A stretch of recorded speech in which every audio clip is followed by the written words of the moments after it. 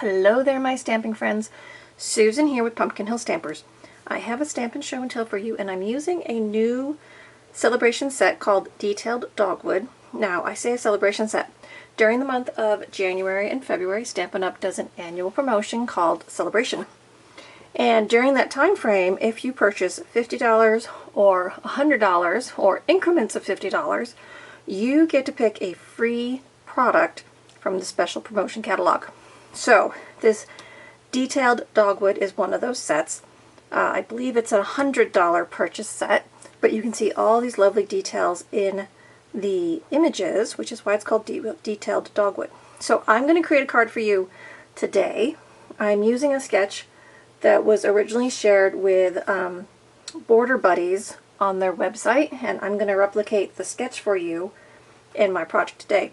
And I wanted to do kind of like a collage stamping with this set because I think all these images are going to look really nice layered up. So we're going to use some different panels. So I'm creating this card as a demo swap, so I'm kind of creating it on the fly. We'll see how it all turns out. And worst case scenario, I just don't share the video, but I usually share my videos even if I don't quite like my projects because everyone likes something different. Remember, when you stamp your own cards, make it your way, right? We all like our own little intricacies in our card projects. Okay, so let's go ahead and get started. I'm going to be using Crumb Cake as my base cardstock layer, and I'm going to go through the sketch real quickly for you. So the sketch is a basic card base, so 8.5 by 5.5, scored at 4 1/4, and you're just going to give that a crease down the center score line. Then there's a layer that is 4.5 by 4, so it's stepped in from the edges an inch and stepped in from the side 1/4 of an inch. Then we have a second layer, which is 2 1/4 by 4. Okay, so it's like a band. And then we have a square that's 3.5 by 3.5. Okay, so here are the measurements I just talked about: 8.5 by 5.5, 4 by 4.5, 2 1/4 by 4, 3.5 by 3.5. Okay, so now let's do some stamping. So I'm going to take the large dogwood image, and I'm going to stamp that one with Memento on my square 3.5 by 3.5. And the reason I'm stamping with Memento is I'm going to use my blend, my Stampin' Up! Blend markers, the alcohol markers, to add some color to this after it's dry. So I need to use the Memento ink. Okay, so I ink that up, and I'm just going to turn this and stamp my image like that. So kind of on an angle, but it's going to go on my card square. So a little bit of directional stamping there. Okay, so there's my image. I'm going to let that dry for a moment.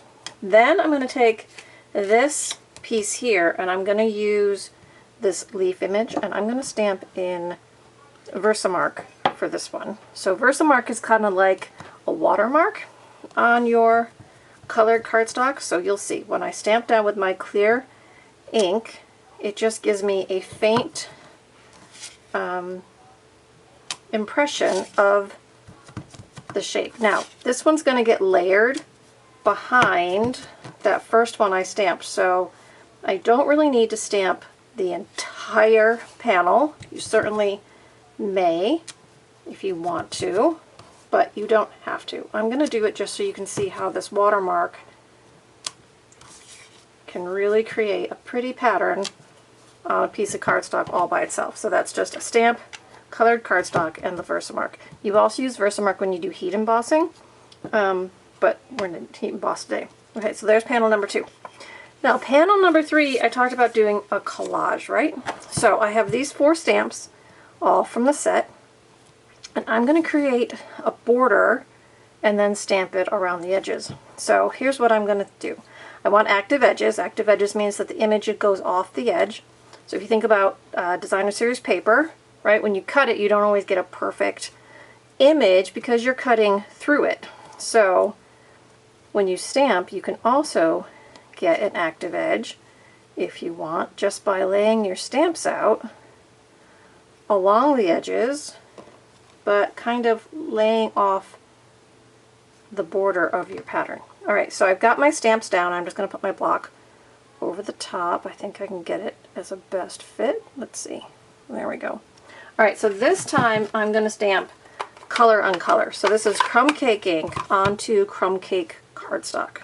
Okay, and because I have kind of a wonky stamp setup, I'm going to go this way, tap my ink pad down to my block so that I don't end up with a lot of extra ink on my clear block. Alright, so now I'm just going to line this up with the edge and stamp it down. Okay, now again, this layer is just going to be seen kind of around the edges, so you don't have to stamp the center if you don't want to. So now I'm just going to turn it and go this way. And like I said, it's a collage themed idea, so if some of your images overlap, it's okay. Okay, it's like pattern paper, only you're stamping it yourself. And again, this panel is color on color, so crumb cake ink onto crumb cake cardstock. Let's see, go like that, and then I need a little bit more right there. So I'm just going to ink it up, and let's see, maybe I'll try to shoot for the dragonfly in there. Kind of like that. Okay, so there's my collage stamping. So again, that was crumb cake ink on crumb cake cardstock. The one before that was Versamark on crumb cake cardstock. Oop, that's not Versamark. Versamark on crumb cake cardstock. And then the first one was Memento on the crumb cake cardstock. Okay? Alright, so let me put those inks away. So now let me add some color with my blends. So I decided I was going to use Bubble Bath, that pink color. And a nice thing about adding color with blends is that after it dries, I find that I think, now this is an opinion, that it brightens up the image as it dries. So kind of like, I want to say bleaching it out a little bit, but with the color left behind. So now maybe that's just my take on it, but that's one of the reasons I like coloring with blends, is because when it's dry, it kind of is bright and vibrant. So I'm going to do the petals of the flower with this Bubble Bath blend.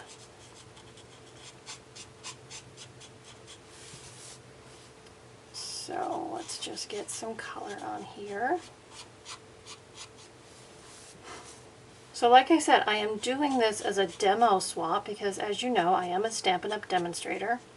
And one of the fun parts of being a demonstrator is participating in swaps with other demonstrators to change ideas, right? We don't all get to buy all the stamp sets, but we like to have different ideas to show our customers or to share on our newsletters, which I do share them on my newsletter.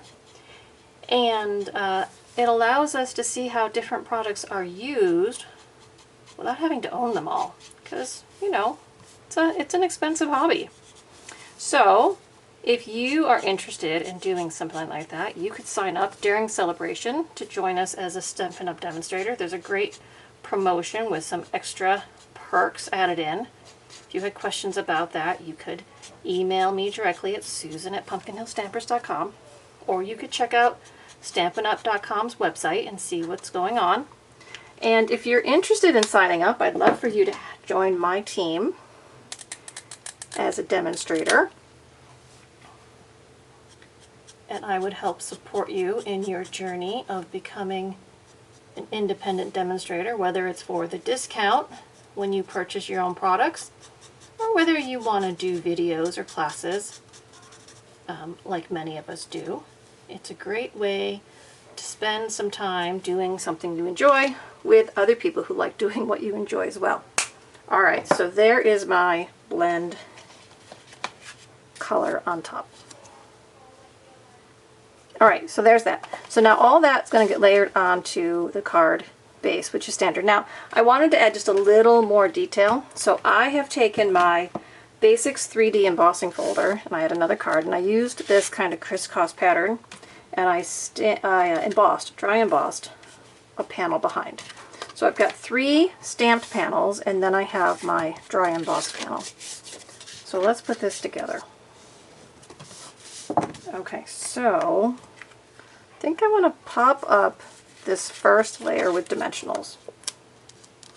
There's lots of ways to add dimension to your projects, whether it's the dimensionals behind a panel or dry embossing, color, texture, or embellishments like ribbons or gems.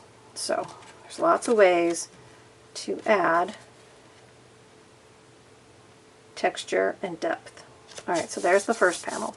Now the second one I'm going to put down with adhesive. Hopefully my green glue is going to cooperate with me. Yep. So put a layer of adhesive down on that. And then this is going to go across the center, like a band, but just in the center. So just press that down. It looks like I have a little extra glue. Just going to wipe that off. Okay. Now this one I'm also going to put down with dimensionals to make that pop. Now this set does not have any sentiments in it, so I might add a tag later on when I decide when I'm going to use this card, for what occasion. I could add a thank you or a hello or a happy birthday or a sympathy, whatever might go with it, but today I'm going to leave my sentiment off and just showcase this celebration set. Now you can see on the back of this where I colored with the blends, it bleeds through, so always color it not on your project, because if you do it on your project it might bleed through the center and you don't want that.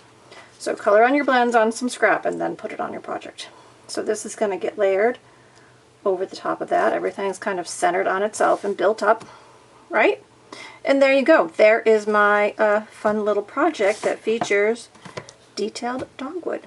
So again, if you have any questions about the celebration promotion, about the set, about any of the techniques I shared, I'm here. Just reach out, send me a message either through YouTube, through my website, or send me a message directly through my email or contact information below. And you can visit my website, www.pumpkinhillstampers.com, to find my most current host code if you want to shop and support me. That's always appreciated. And I will send you a thank you kit to your own crafting project in the mail as a thank you. So that's it for my first celebration card demonstration for you, and there'll be more to come. So stay tuned and I'll stamp again with you real soon. Have a great day.